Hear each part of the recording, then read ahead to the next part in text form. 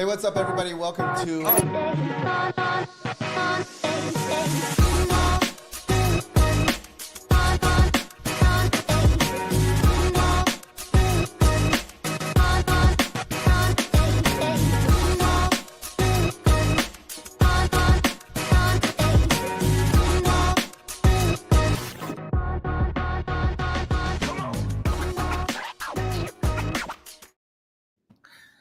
Hey, what's up, everybody? Welcome to Get Book Solid, your Tuesday piece of information, edification, enrichment, and inspiration to help you to go out and serve more people with your passion, help more people, have more fun, make more money, make a bigger impact, all in the lives of the people that you were meant to serve. Let's welcome in Lacey Book and David Meltzer.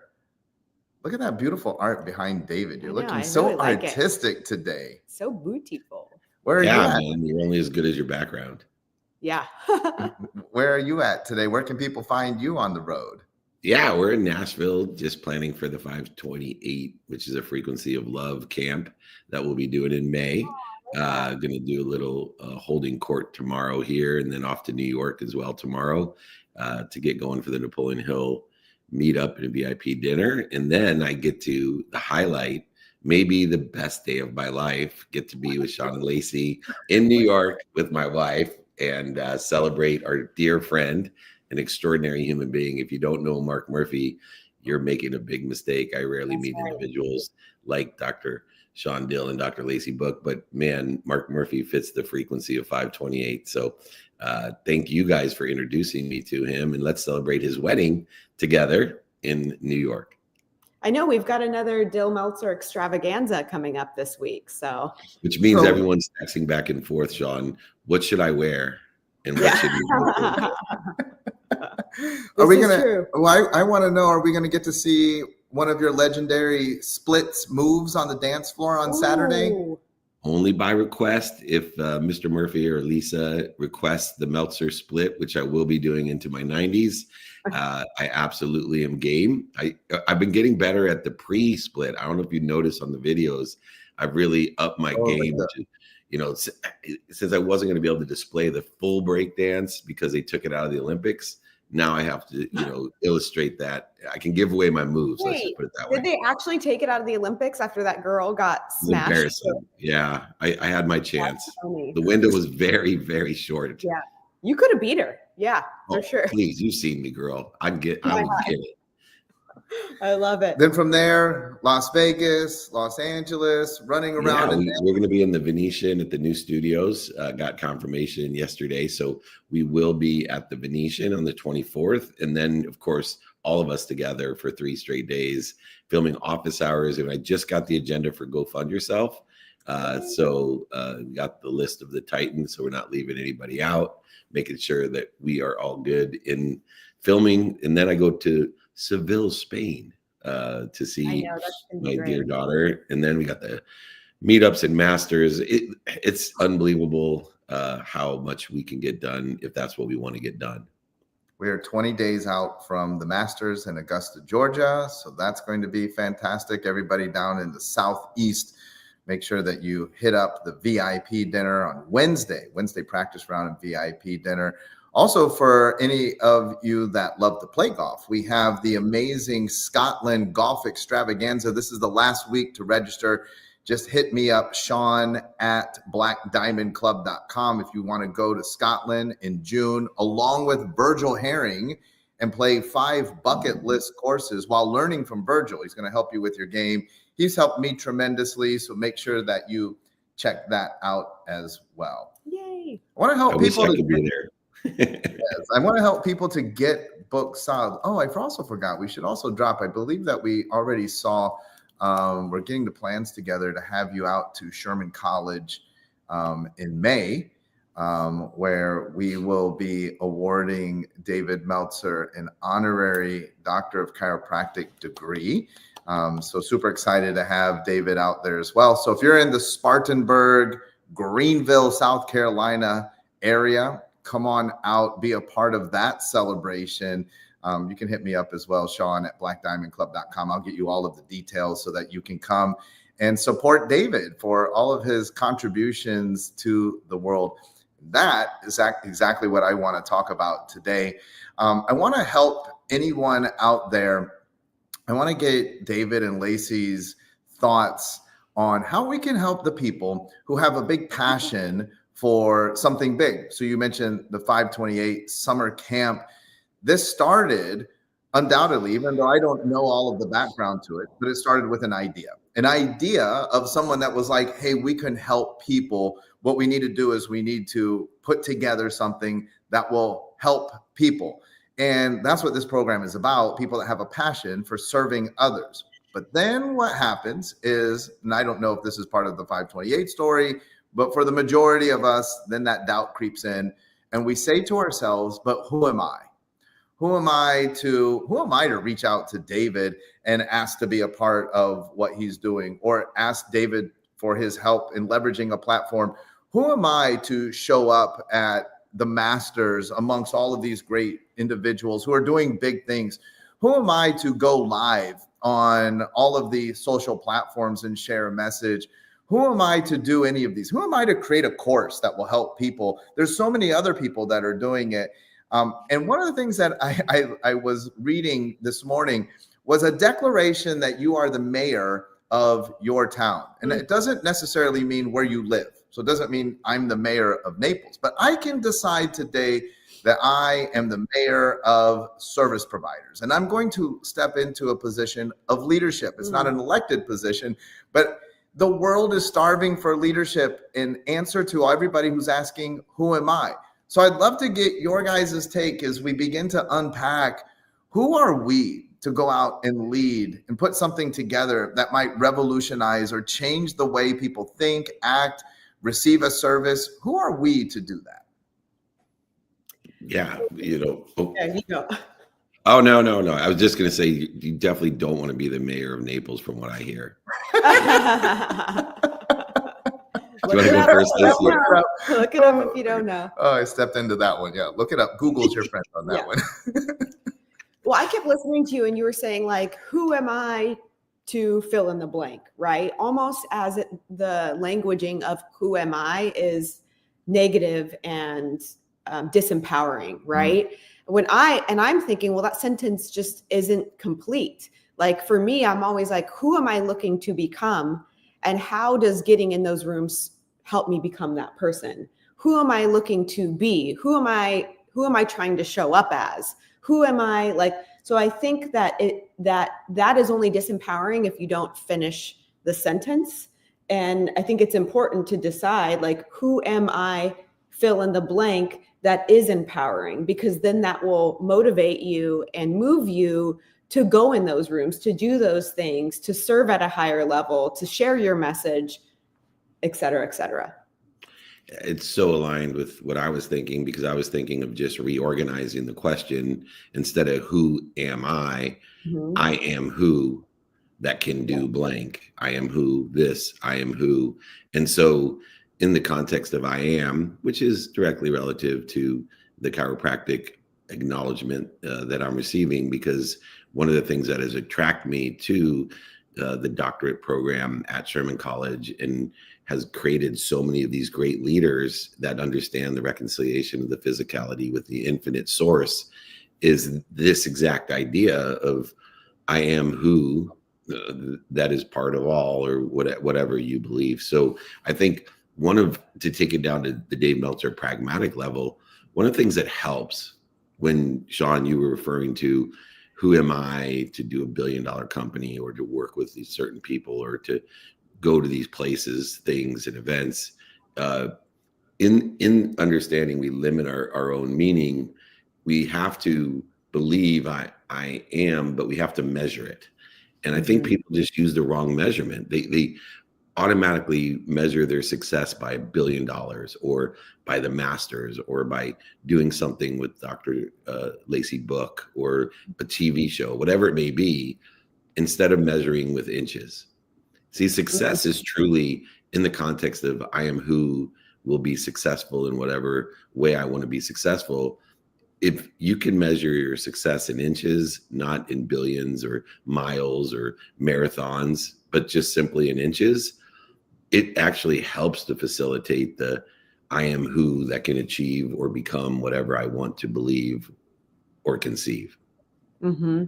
Yeah, that's interesting. And I also think that people measure not just in money or dollars, but they measure against other things, right? External things. So oftentimes the measurement is against an external assumption or perception. I measure myself against somebody else. I measure myself against what someone else is doing. I measure my company against another company. I measure my bank account against another bank account.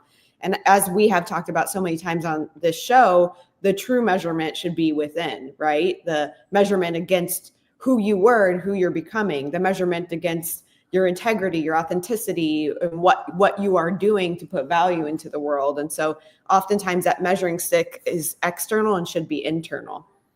I don't know, David, did you see the playoffs yesterday for the players? I know that it would have been at 6 a.m. in the morning. Yeah, I did. I had it on the background. It was awesome. Nice.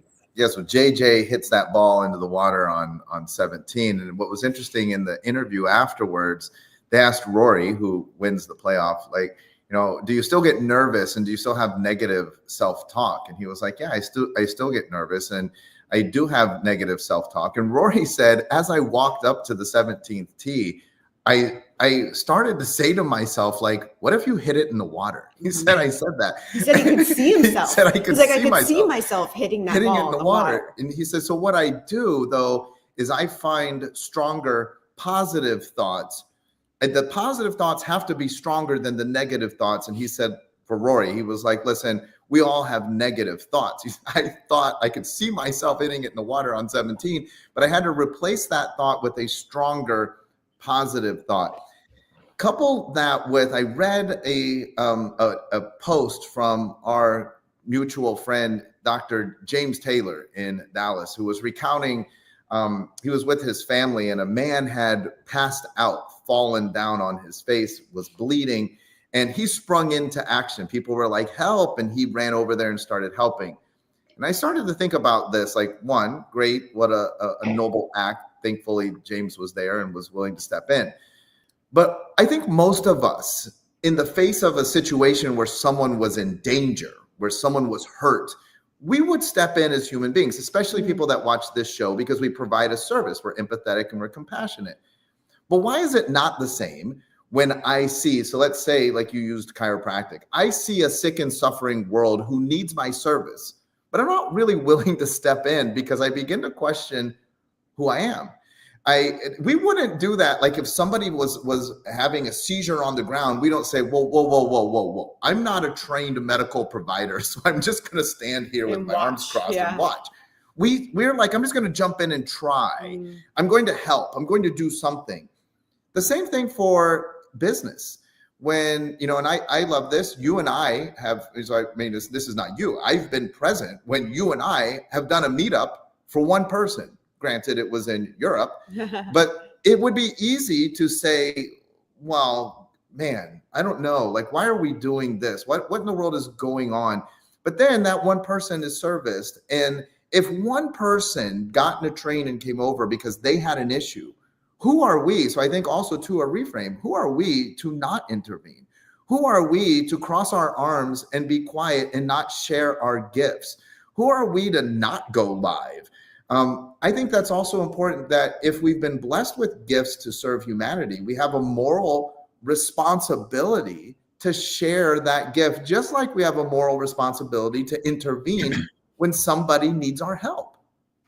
It's exactly what we're talking about in a cumulative way, because, I thought about that immediately is it was the math, it was the measurement that allowed me to think bigger in the context of my personal and professional life. So I was terrified when God came to me and said, you have to help people be happy.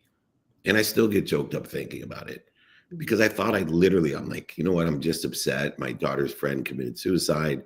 I'm just having a moment. there's no God talking to me. I heard of people say they get this calling and this whole religious bullshit that I didn't believe in. And I'm sitting there terrified. I literally was like, what the, like, this is my calling to empower over 1 billion people to be happy. 1 billion, over 1 billion people. And then it was the math, the measurement that helped me. Because when I realized, if I could take out the time and I could start measuring things of how I can impact the world. God didn't tell me you're going to impact over 1 billion people to be happy in a week, a month, a year. He didn't say that to me. And maybe he didn't say anything to me. And it's just some delusional thing that is turned into something really good. Whatever you believe in is cool with me, but it's turning into something really good. But I need 1,000 people like Dr. Shawn, 1,000 people like Lacey, 1,000 people like Roy Kataya, and all of the people that are here working with me going, hey, I already have the power to impact people. And Dave Meltzer has given me a few nuggets, a few little nuances, subtleties that will help me empower 1,000 to empower 1,000. And so when I came to Naples and saw your living room full of people and said to myself, oh, I wonder if I should step in. I said, no, that's not my mission anymore. Like, my mission is to let Shawn and Lacey get those people going so they can get the 1,000 going. And I got very calm in that math, very much so. And I do think it's important on the Rory end, on that side. I know JJ, he walked on at San Diego State, and being in the sports world at that time, I think it's really interesting because, this is his retirement year, and, he had the mindset, but I also knew if I was a betting man that it started to matter when it was a playoff. If he could have won right there on 18, that was his best chance, because now he had to sleep on it all night long. All the this doesn't matter went away, and he couldn't get those positive thoughts because it mattered so much, where Rory's been there before.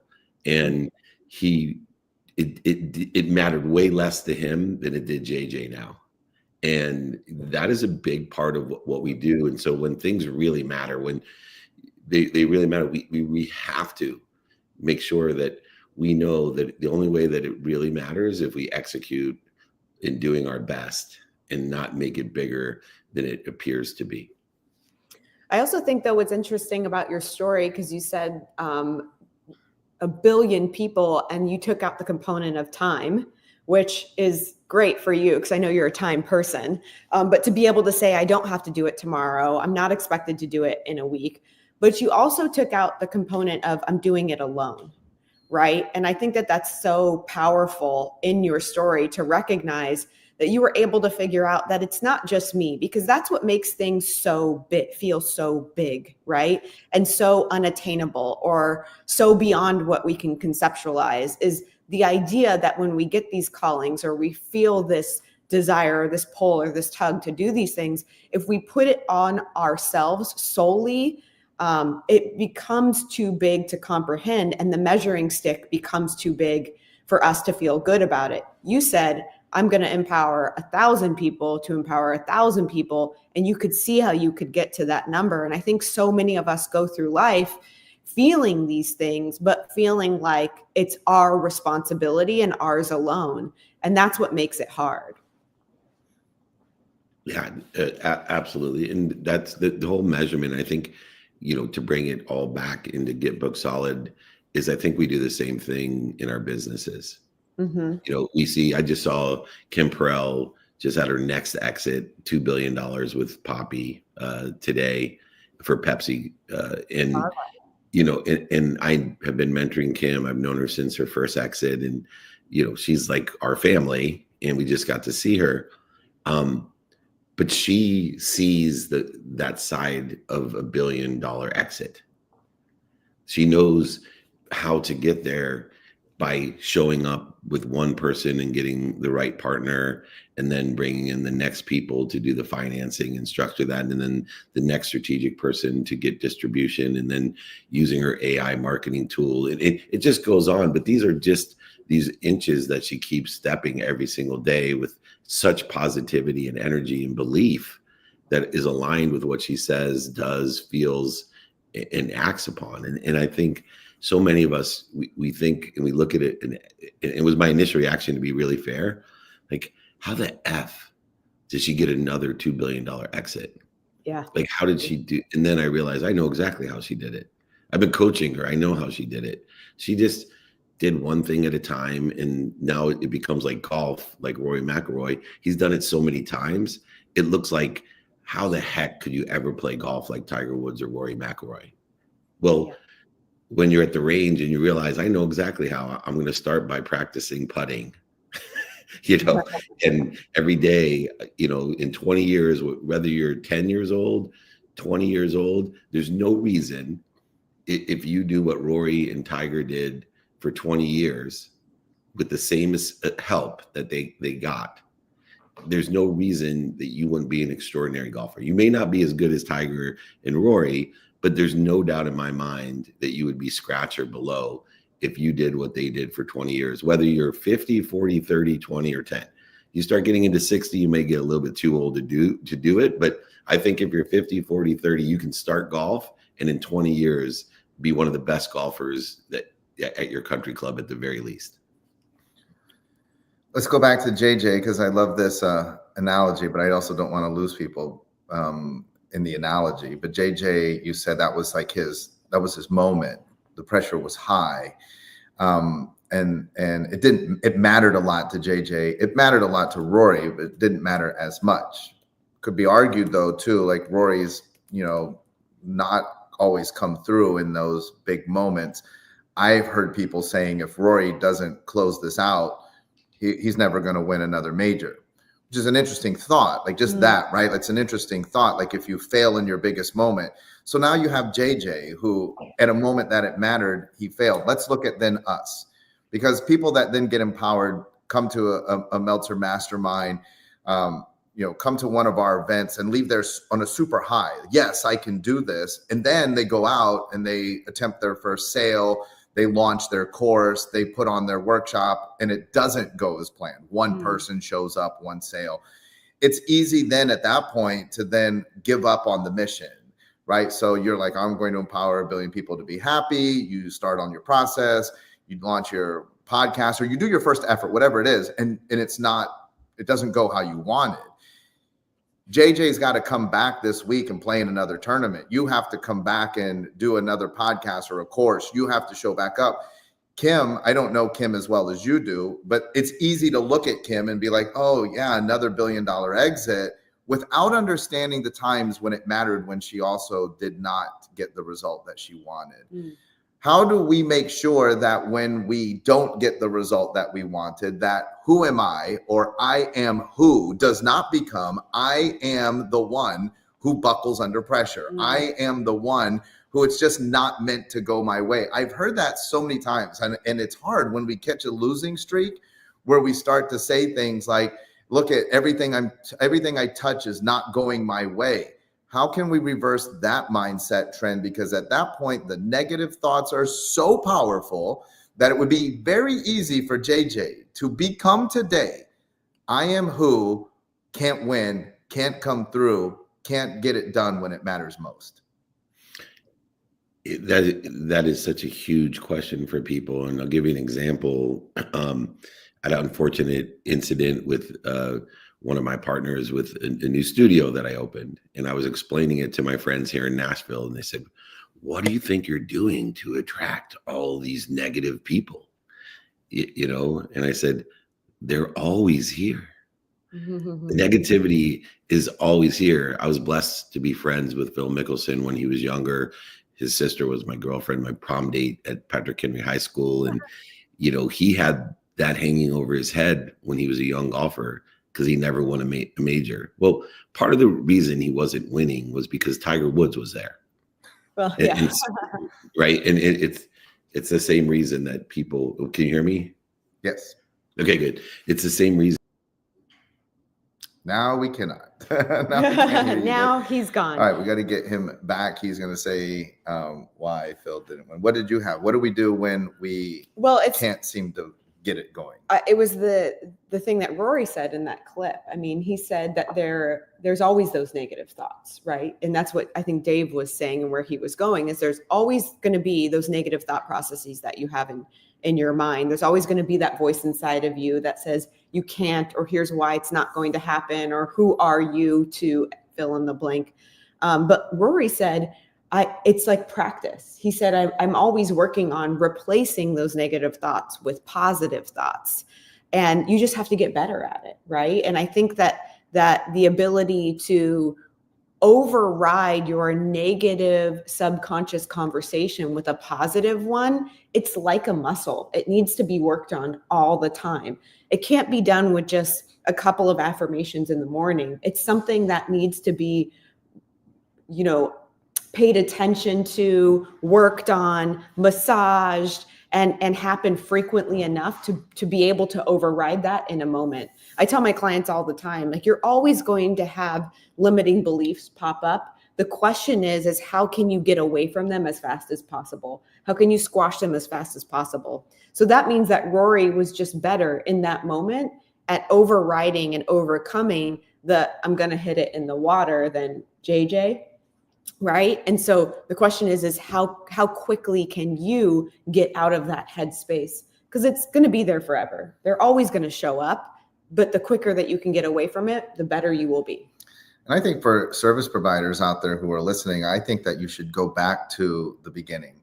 JJ should ask himself, did I get into golf to just get real close and get second? Is that why I did this? And, when David was talking about all of the hours of practice, it's not like Rory practiced and JJ didn't. It's just, look, they both practiced. Rory it was his day, got the breaks.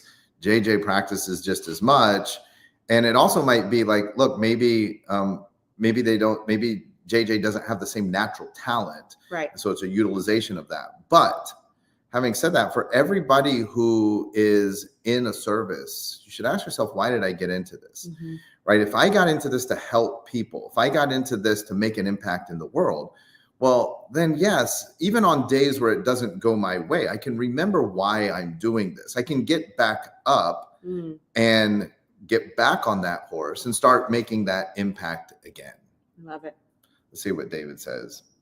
All right, his computer blew up. Smoke is coming out of David's computer, and he's not going to be able to get back in. So let's wrap up.